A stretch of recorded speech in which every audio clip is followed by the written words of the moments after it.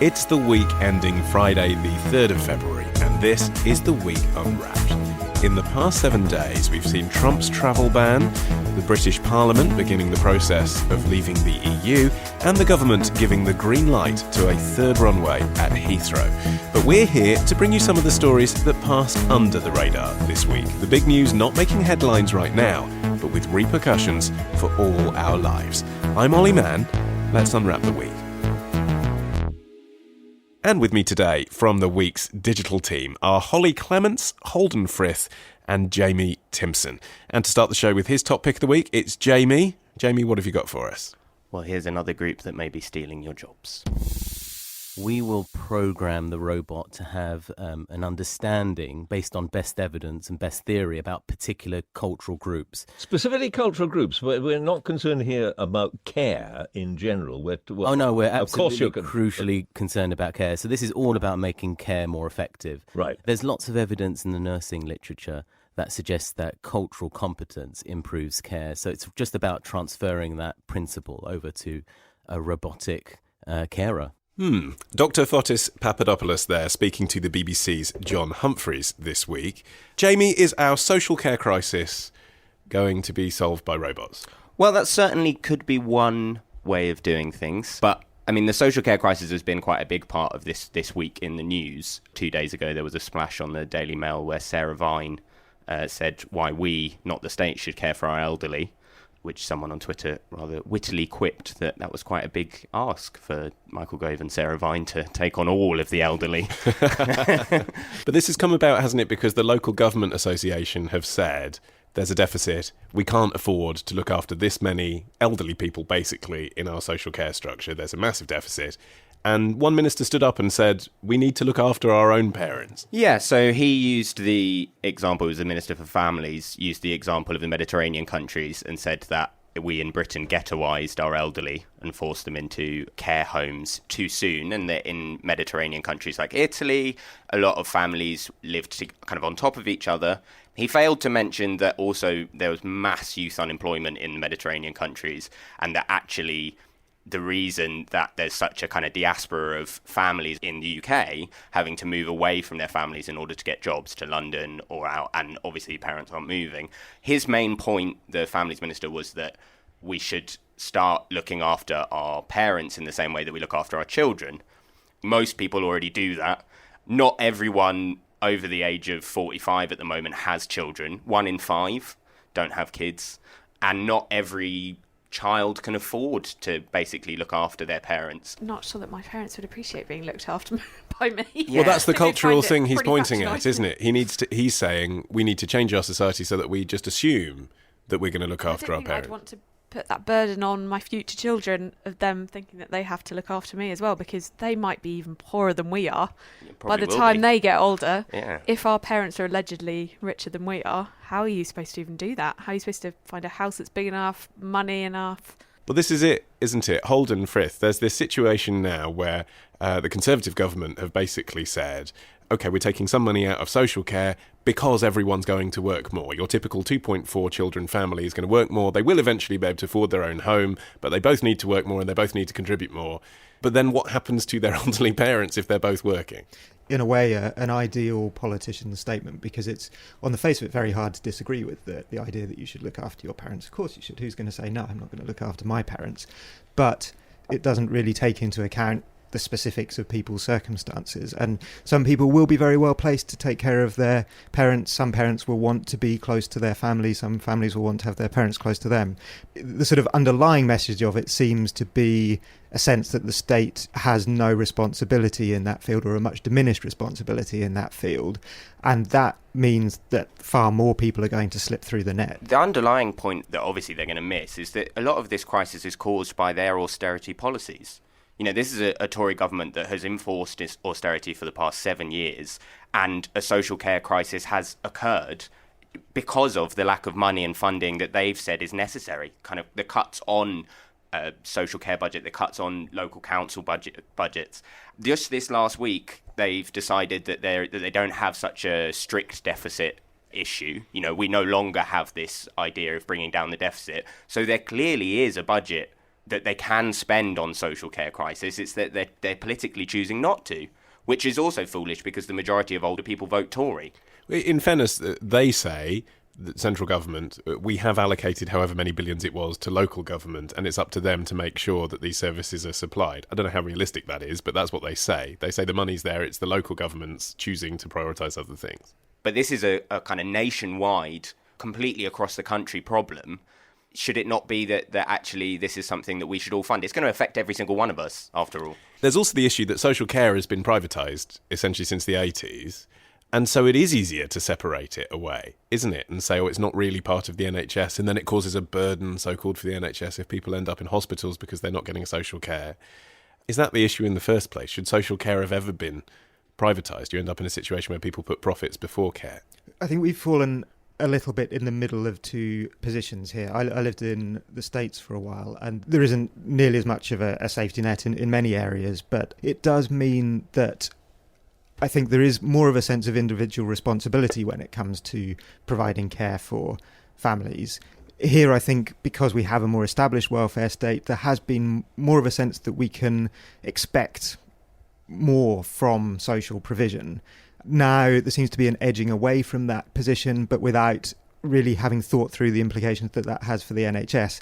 So there's a risk that we end up in the worst of all possible worlds, paying a lot of money for a system with a large number of gaps in it. And if you did spend much time in elderly folks' homes in the US, which I imagine you didn't, Holden, they're more glamorous places, aren't they? Bizarrely, I did actually spend some time in elderly care homes in America, working as a reporter there. Okay. Some of them are very glamorous, some of them are very grim, and it all depends on how much money you have, how good your insurance is. And Holly, you were talking about the financial pressures on people at middle age, not thinking about their parents' care. Last thing they're thinking about is their own care. I mean, it's part of the problem. We don't invest in our own care. The whole system here seems to be dependent on us selling our homes once we've managed to pay off the mortgage to pay for our own care. That's true, and you've got to be able to get a mortgage in the first place. You've got to be able to find somewhere that will give you a good enough pension to have a pension that's worth anything by the time you're 60, 70. But yeah, it's a difficult conundrum, and everyone's living longer. Perhaps it's a good argument for euthanasia. If you want to go before you get to the point where you need so much care that it's costing you so much money, there are a lot of elderly people that'd be quite up for it. But we're a developed country. Like we are still one of the richest countries in the world.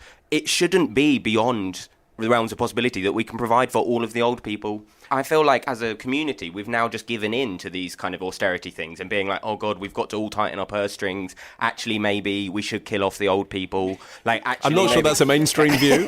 I mean, Holly, I appreciate the provocative point. If I got to the point when I was very old and completely my dad always says, myself. whenever my dad comes back from dealing with my grandma, he always says, when I get to that age, beat me over the head with a baseball bat. If this does go out and my grandma does hear this, can I just...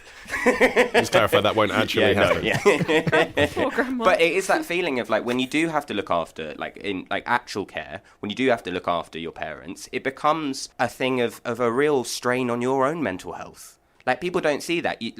I think that inevitably Brexit it plays a role, of course, but it's the 6% of the UK social care sector is made up of EU workers. And we're going to have to replace 80,000 jobs in England that are going to have to be replaced or factored into whatever Brexit negotiations are. Social care isn't a attractive job prospect for people. Yeah, although pro-leave people would say, well, now we'll be able to hire immigrants from around the world to come and do those jobs, and there's great nurses in the Philippines and the Caribbean, not just in Europe. And yeah, that certainly could be an option, but I am aware that people want to bring immigration down, and if we're having to replace EU migrants with outside migrants, it doesn't do anything for that. Well, Holly, you are up next. What have you brought with you today? Well, this is the sound that you might not expect to hear from a £15 million mansion on one of London's most expensive streets. We are broadcasting live on the internet.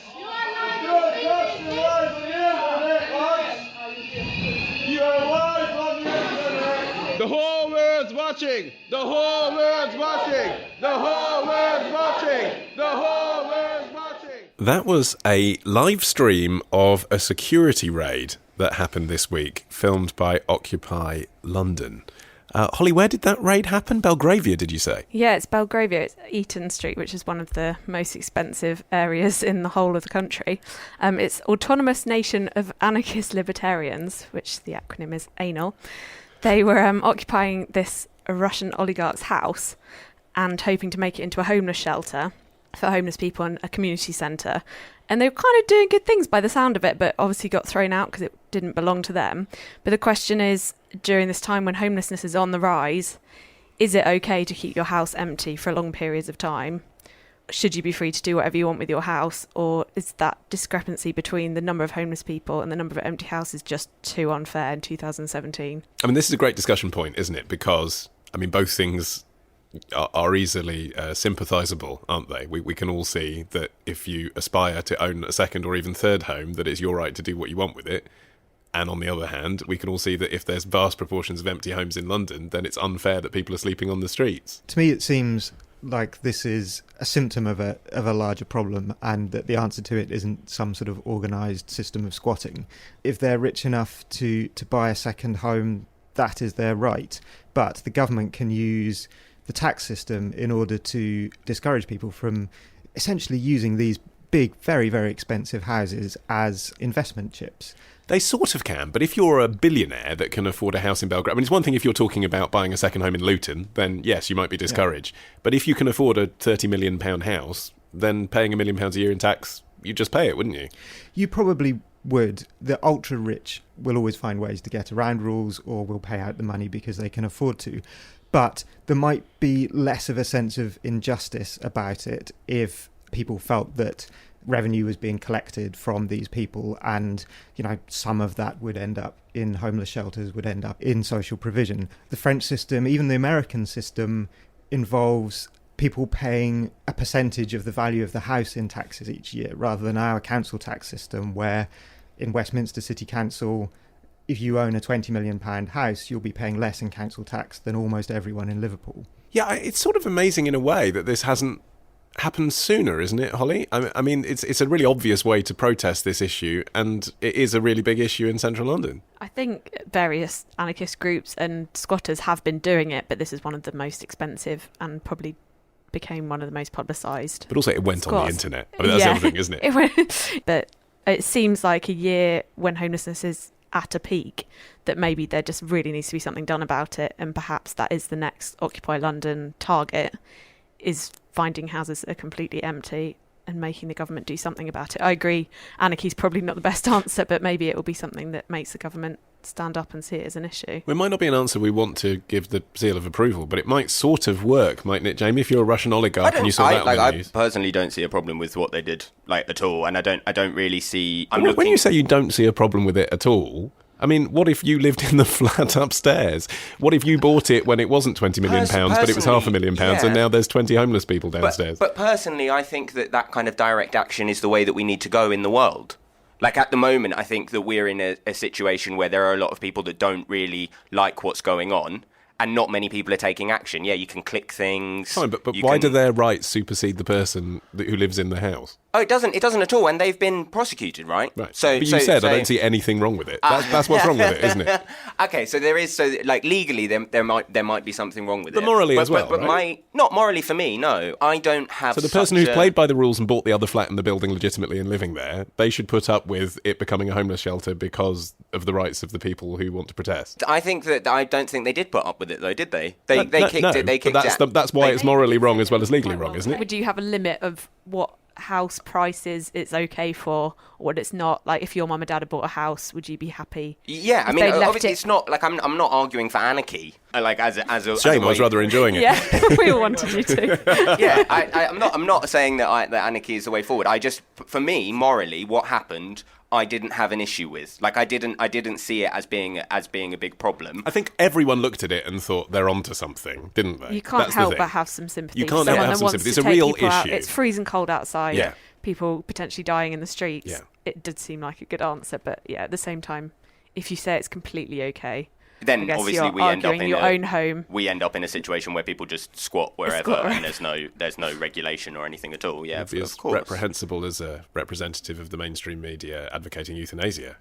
I wasn't advocating it. It was a dark joke that I myself would consider. But I think there's a bigger point about the housing market in general in the UK, and about the kind of the general crisis. You know, there are more empty houses outside of London than in London, and the question is about where people want to live. You know, Liverpool recently sold off a number of houses for just £1, like decrepit houses for just £1, in order to get people to build them, turn them into something that's worth living in.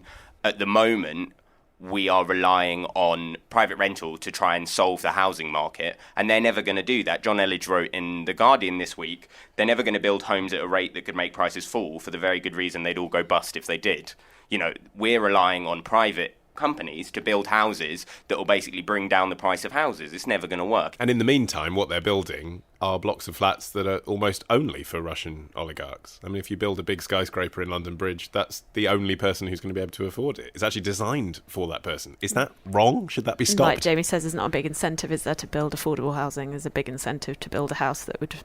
And that issue of flats being sold overseas is not just at the very high level either. I actually had the experience a couple of years ago of trying to buy a flat on the edge of London. They had all been offered for sale in Singapore first. And so the only way that Londoners were able to buy was actually to go through this very strange process where you're buying the right to buy a flat from somebody in Singapore who's got in there first. Wow. That issue of flats being sold as investment properties by people who are never going to live there, when there's a very large queue of people trying to either buy or rent anything that feels halfway affordable, it's been there for a long time, but it does feel like it's coming to a head now. You need to loan councils money to build houses. That just seems to be the kind of bottom line, is to say, look, we're not going to worry about this debt. We're going to let you build houses on your own patch and make them for social housing or generally. I think the problem is that at the moment we're thinking that the market is going to solve everything, and it's not. But individuals still do aspire to own their own home, partly because it means hopefully in the future they won't have to pay any bills, and this links into the story we were talking about before, obviously, and use it to pay their own care, but also partly as an investment. I mean, it has been a reliable investment for the last 40 years, hasn't it, owning property? If any of us suddenly came into £500,000, I'm sure that's what we'd do with it, isn't it? We'd buy a property. And that also then creates a very large political pressure against falling house prices, because people who own houses tend to vote more than people who don't, and people who own houses tend to want the value of those houses to go up.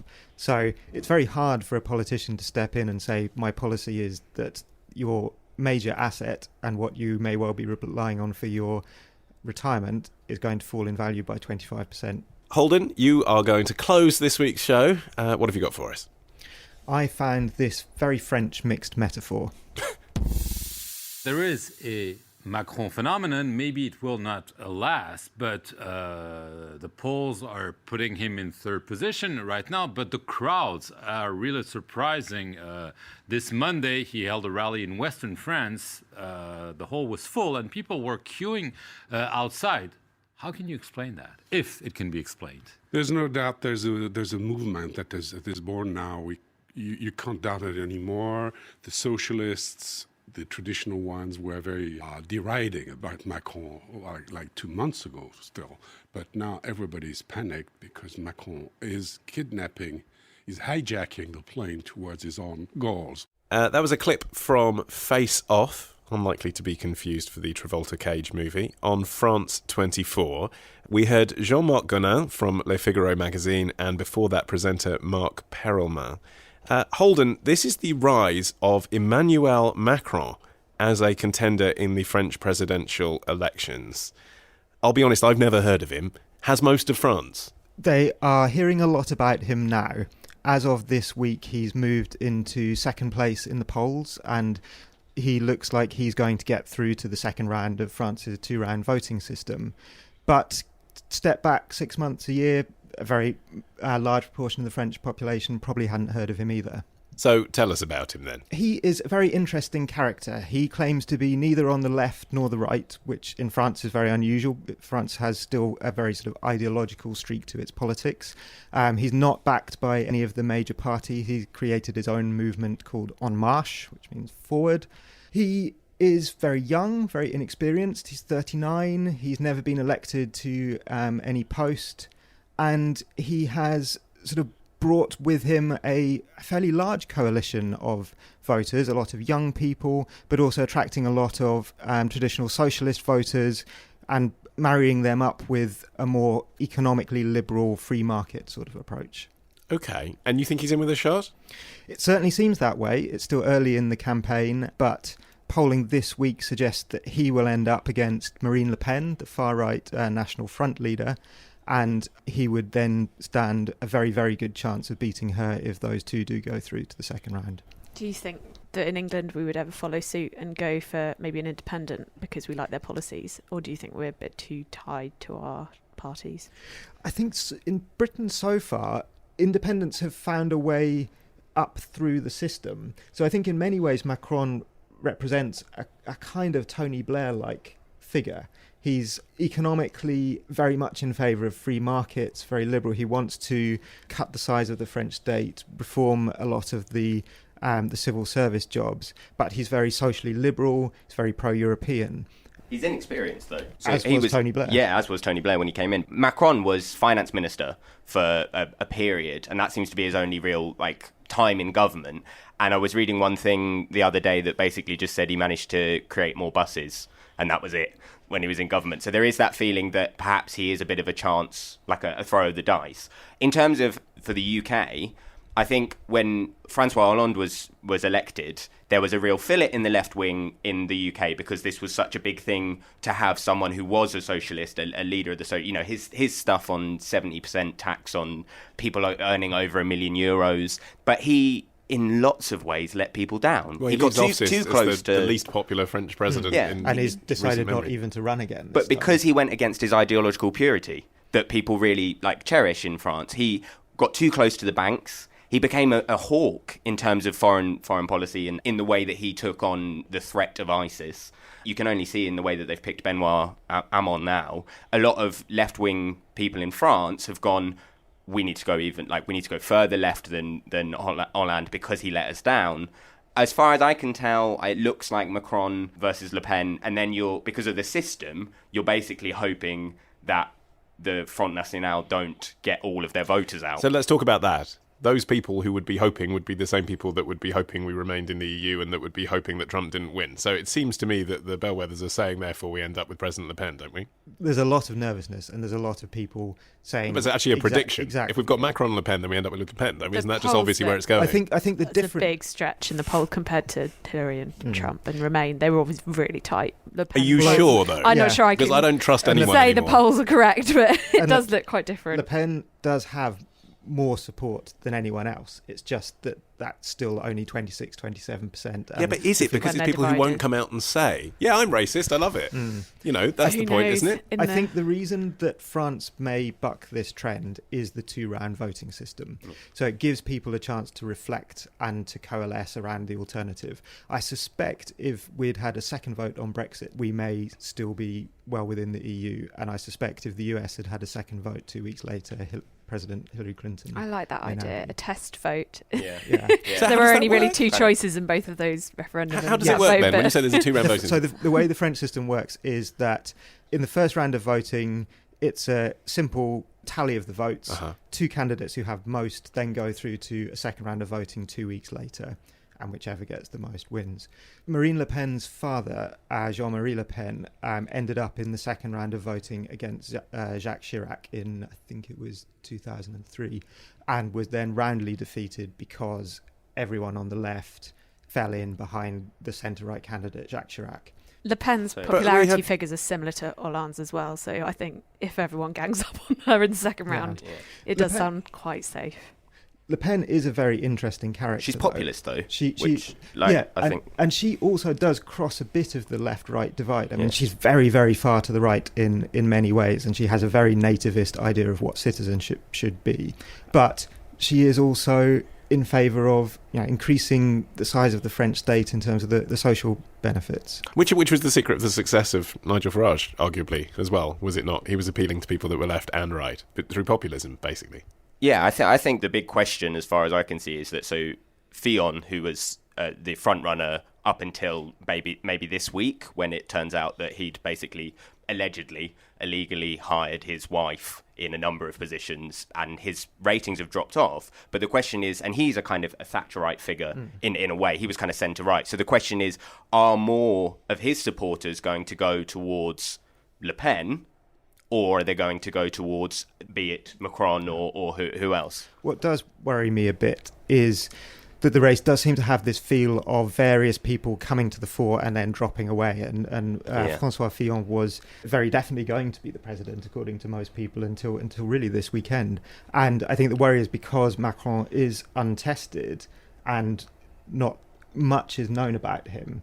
The real worry would be he ended up against Le Pen and then something big about him was discovered, or people just had a sudden loss of nerve about putting someone so inexperienced, so young into office. Okay, very briefly, if Macron wins, what does that mean for Brexit, do you think? Probably better for Brexit than Le Pen winning, but worse than Fillon winning. Why? Fillon would be the best because he is probably the most economically rationalist, and the British negotiators would hope that he would put economic interests above the sort of political desire to punish Britain.